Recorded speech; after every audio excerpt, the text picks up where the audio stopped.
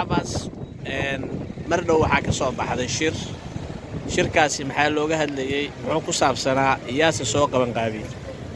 السلام عليكم ورحمة الله وبركاته. شركاسي maanta ka qayb galay wuxuu hadlayay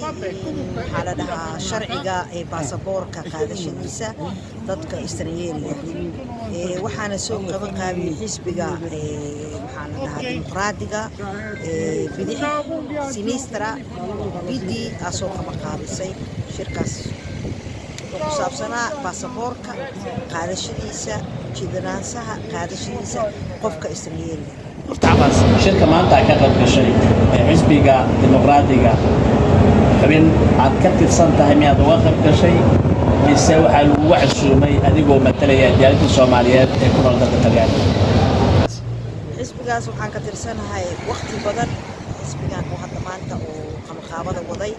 waxaan ka tirsanahay waqti badan waxaana aan ka socdaa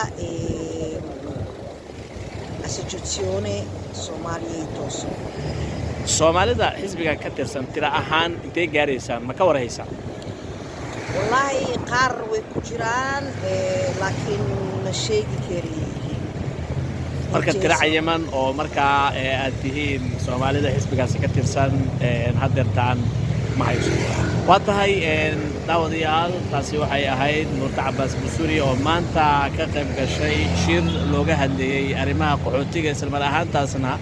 uu soo qaban qaabiyay xisbiga dimuqraadiga dalka Talyaaniga inta aan ku kulmeyno kelib